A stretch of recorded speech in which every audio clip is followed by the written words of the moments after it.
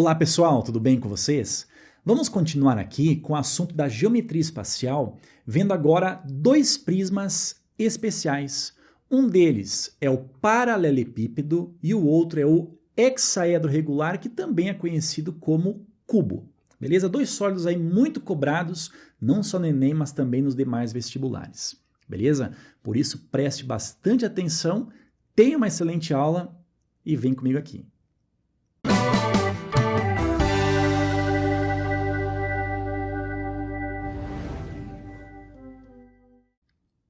Então, pessoal, vamos começar aqui, com o paralelepípedo retângulo. Olha só a sua definição. Paralelepípedo retângulo é um prisma no qual as 6 faces são retangulares. Olha só o formato dele aqui, As 6 faces, tanto as 4 faces laterais, como a base e a tampa, vamos dizer assim, são faces retangulares. O formato pode ser de uma caixa d'água, uma caixa de sapato e por aí vai, né? Ele é definido, normalmente, pelas 3 dimensões. Aqui, o comprimento, a largura e a altura. Eu posso expressar elas utilizando, por exemplo, as letras A, B e C. Tudo bem? A primeira coisa que nós deveremos saber calcular a respeito desse sólido é acerca da diagonal de uma de suas faces. Tudo bem? Vamos imaginar, por exemplo, essa diagonal aqui, que está lá no chão dessa caixa, tá? Essa diagonal aqui, eu vou chamar de diagonal com o D minúsculo. Como é que a gente pode encontrar, por exemplo, essa diagonal aqui?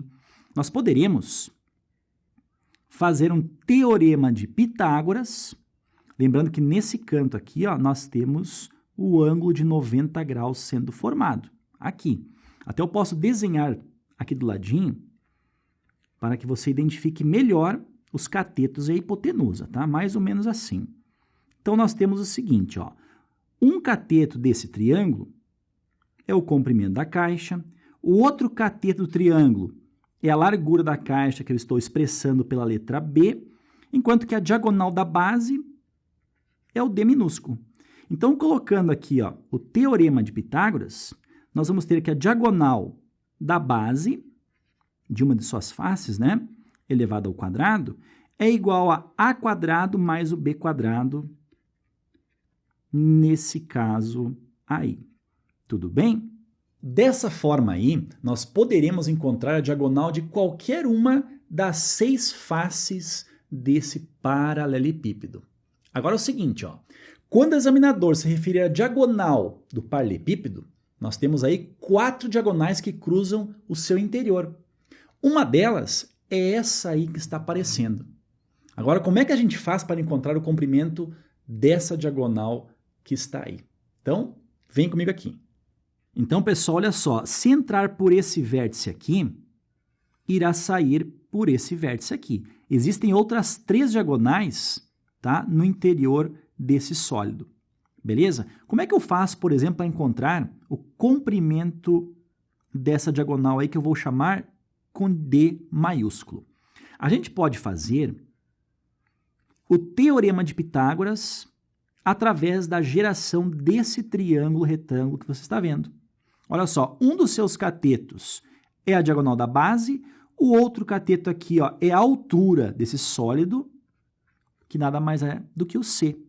Então, nós vamos ter o seguinte, que a diagonal aqui é a hipotenusa, então teremos diagonal ao quadrado, é igual à diagonal da base, que é o D ao quadrado, mais esse outro cateto aqui, que é o C, no caso, é a altura desse paralelepípedo, né? Elevado ao quadrado. Só que no lugar do D ao quadrado, eu posso colocar A ao quadrado mais o B ao quadrado. Ou seja, olha só, a diagonal do sólido ao quadrado acaba sendo A quadrado mais B quadrado, mais o C elevado ao quadrado. Tudo bem? Agora, olha só, a diagonal, então, será a raiz quadrada da soma dos quadrados das dimensões desse sólido que está aqui. Então, poderíamos escrever aqui, a diagonal Então, é igual a raiz quadrada de a ao quadrado mais o b ao quadrado mais o c ao quadrado, tá? Extraindo raiz de tudo isso daqui.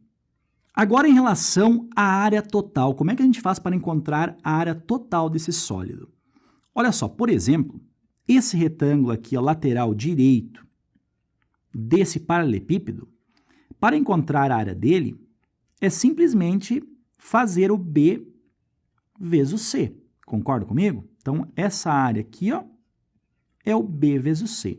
Do lado oposto, você concorda comigo que nós temos exatamente o mesmo retângulo?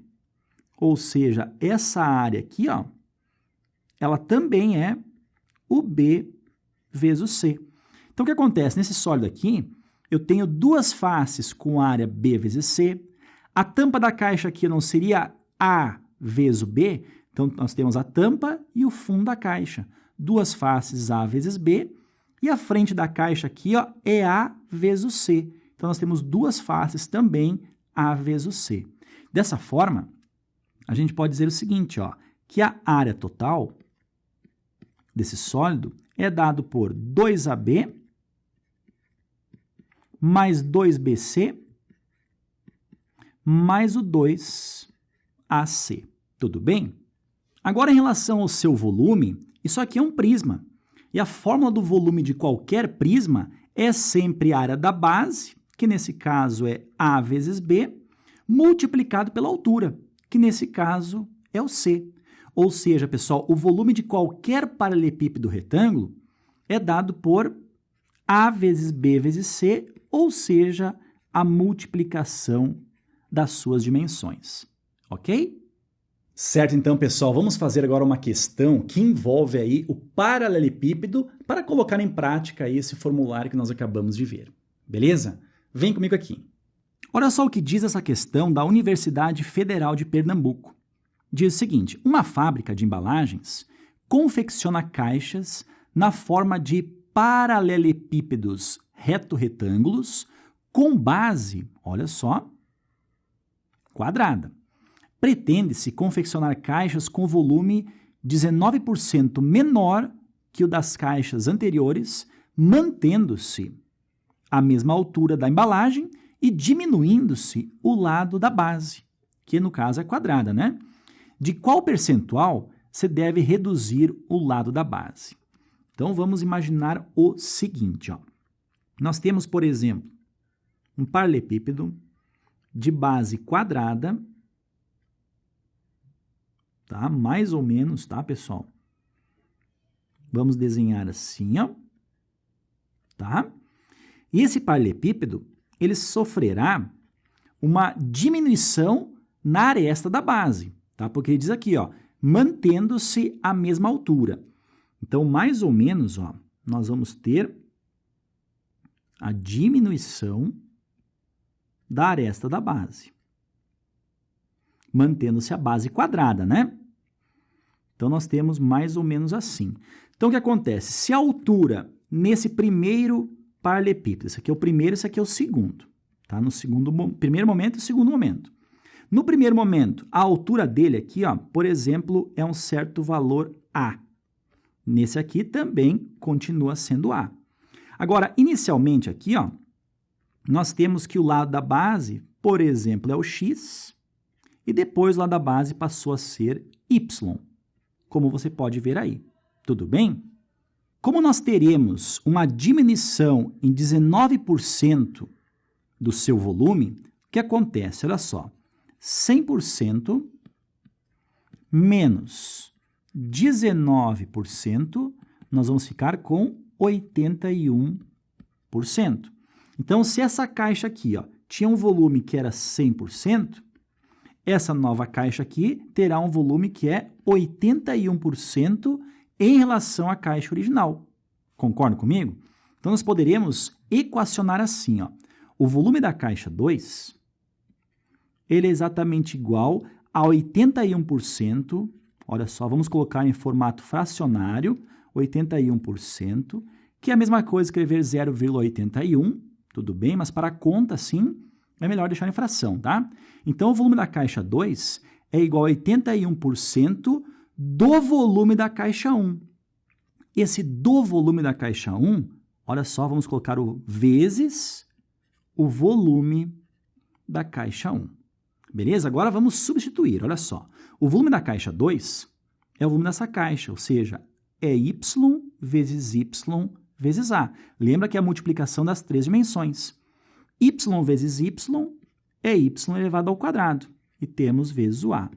É igual a 81% do volume da caixa 1. Nesse caso, será x vezes o A. Ou seja, x ao quadrado vezes o A. Nesse caso, né, pessoal, por nós termos multiplicações aqui, nós poderemos tranquilamente cancelar aqui o A e nós teremos, então, que o y elevado ao quadrado é igual a 81% de x elevado ao quadrado. Agora, o que acontece? Esse quadrado vai para o lado direito extraindo raiz quadrada de tudo isso daqui. Será, então, raiz quadrada de 81, raiz quadrada de 100 e raiz quadrada de x ao quadrado. Então, nós teremos o seguinte, ó, que o y, então, será exatamente igual a raiz quadrada de 81 é o 9, raiz quadrada de 100 nós teremos o 10 e raiz quadrada de x ao quadrado teremos apenas o x. E essa relação aqui, ó, eu posso interpretar da seguinte maneira. O y, então, é 9 décimos, que é a mesma coisa que 0,9, tá? 0,9 vezes o x. Pessoal, 0,9 não é a mesma coisa que 90%? Então, o y é igual a 90% do valor x que nós temos aqui. Então, se o y, que é o novo comprimento da aresta da base, é igual a 90% de x, e nós temos que a pergunta é, de qual percentual se deve reduzir o lado da base? Então, se a base era um valor x e passou a valer 0,9x, houve uma queda de 0,1. 0,1 é 10%, ou seja, diminuímos o comprimento da aresta da base em 10%, tá? Então, esse é o percentual de redução da aresta da base. Beleza, pessoal? Ok. Vamos ver agora o outro prisma especial, que é o hexaedro regular, que é mais conhecido aí como cubo. Tudo bem? Vem comigo aqui. Então, vamos ver aqui o cubo ou hexaedro regular. Lembrando que o hexaedro regular é um dos 5 poliedros regulares. Tudo bem? Olha só, nós temos aqui o formato de um cubo, e o cubo é caracterizado por ter o comprimento, a largura e a altura, todos eles congruentes entre si, tá? As 3 dimensões, então, têm o mesmo comprimento. A primeira coisa, talvez, que seja importante nós calcularmos aqui, ó, seria a diagonal de uma das 6 faces. Por exemplo, essa face que está no chão aqui, ó, tá? Se nós olharmos de baixo, esse sólido aqui, nós veremos um quadrado de lado A, como estou desenhando aqui, ó, tá? E a diagonal dessa base seria, por exemplo, isso daqui. Então, como é que a gente poderia encontrar o valor dessa diagonal que está aqui? Olha só, fazendo o teorema de Pitágoras, nós teremos que diagonal ao quadrado é igual a ao quadrado mais o a ao quadrado. Ou seja, a diagonal ao quadrado, a quadrado mais a quadrado, teremos 2a elevado ao quadrado. E esse quadrado aqui, ó, irá extrair raiz quadrada. Teremos, então, que a diagonal será raiz quadrada de 2 é raiz quadrada de 2. E raiz quadrada de a ao quadrado ficaremos apenas com a, ou seja, a raiz quadrada de 2. Pessoal, isso daqui, ó, é muito importante pensando no quadrado. A diagonal de um quadrado é simplesmente pegar o seu lado e multiplicar por raiz quadrada de 2. Beleza? Então, essa fórmula nos leva ao comprimento da diagonal de qualquer uma das 6 faces desse cubo. Agora é o seguinte, ó, quando o examinador se referir à diagonal do cubo, você tem que imaginar uma diagonal que passa por dentro dele, ou seja, por exemplo, aquela que está ali. Aí como é que nós iremos descobrir, no caso, o comprimento dessa diagonal que está aí? Como é que a gente faz isso? Vem comigo aqui. Então, por exemplo, vamos imaginar a diagonal entrando aqui e saindo lá no vértice oposto, tá? Então, mais ou menos assim, ó. Então, como é que a gente encontra o comprimento dessa diagonal? Vamos novamente aqui, ó, fechar um triângulo retângulo, formando aqui 90 graus. Lembrando que esse cateto aqui é a aresta do cubo, ou seja, vale A. Tudo bem? Então, a diagonal aqui do cubo elevado ao quadrado é igual a essa diagonal da base, que nós calculamos aqui, ó, elevado ao quadrado, mais esse outro cateto que é a aresta do cubo elevado ao quadrado, ou seja, a diagonal ao quadrado é igual. Diagonal da face ao quadrado, isso aqui é 2a quadrado. Então, 2a quadrado mais a quadrado, teremos 3a ao quadrado.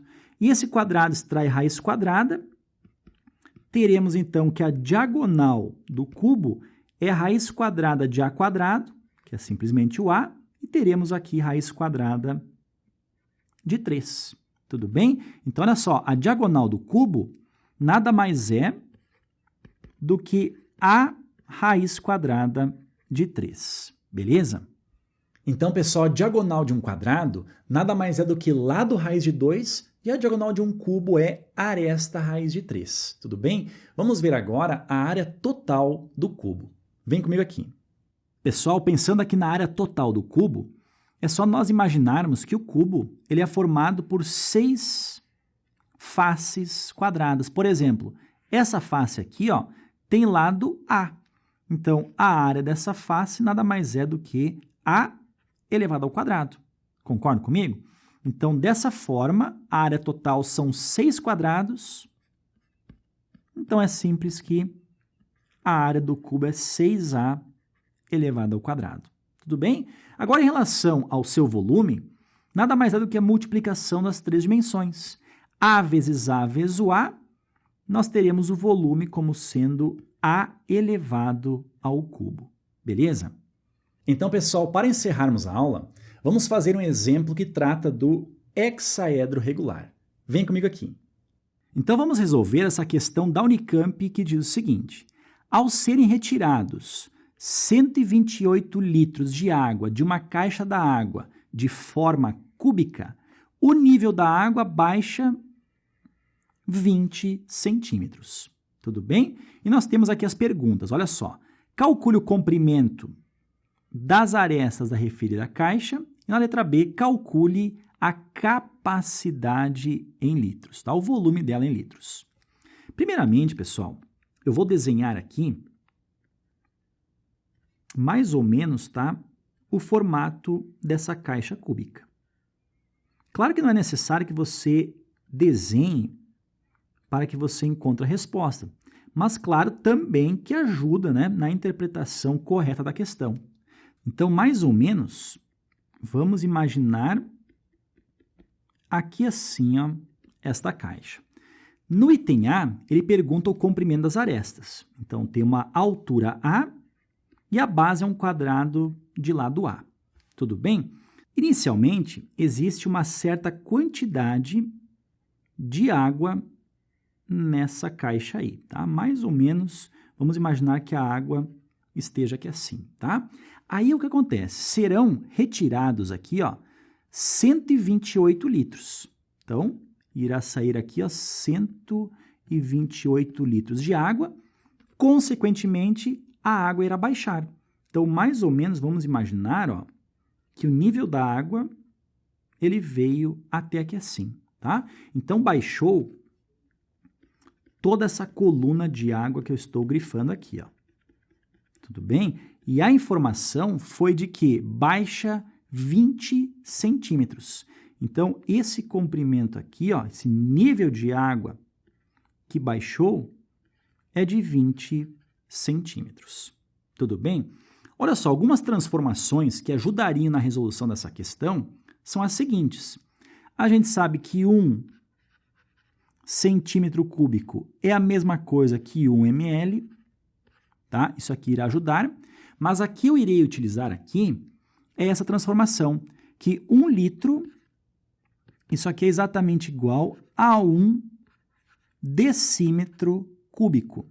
Ferreto, o que é decímetro mesmo? 1 decímetro é a mesma coisa que 10 centímetros, tá? Então, essas duas transformações eu irei utilizar na resolução dessa questão.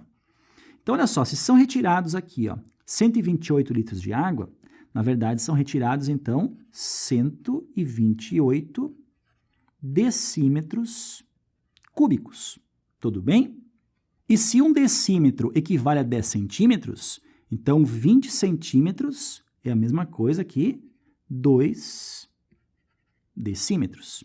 Então, o que acontece? Olha só, esse bloco de água aqui, ó, que foi reduzido, é um bloco que possui volume de quanto? Volume de 128 decímetros cúbicos. Tá? Agora, esse volume aqui não é simplesmente A vezes a altura aqui, ó, que é de 2 decímetros, ou seja, é a área da base, que é A ao quadrado, vezes a altura, que é 2. Então, vamos colocar aqui, ó, a área da base, ó, A vezes o A, vezes a altura, que é de 2 decímetros. Tudo isso daqui, ó, corresponde ao que foi retirado, ou seja, 128 decímetros. O 2 está multiplicando 10 dividindo, nós teremos então que A vezes A é A ao quadrado, é igual a 128 dividido por 2, teremos o 64. Esse quadrado extrai raiz quadrada, e a raiz quadrada de 64, a gente sabe que é 8, ou seja, o A vale 8 decímetros. Tudo bem? Então, está aqui a resposta para o item A. Em relação ao item B, nós temos o seguinte, calcule a sua capacidade em litros. Capacidade é o volume. Pessoal, o volume da caixa nada mais é do que A vezes A vezes A, ou A ao cubo. Como A, no caso, é 8, 8 elevado ao cubo é 8 vezes 8 é 64, vezes 8, 512 decímetros cúbicos. Com a pergunta aqui, ó, em litros, nós temos que o volume é 512, no caso, litros. Já que decímetros cúbicos é a mesma coisa que litros. Beleza, pessoal? Então, chegamos aqui ao final de mais uma aula, tá? Eu aguardo vocês aí nos próximos vídeos. Um abração e até mais!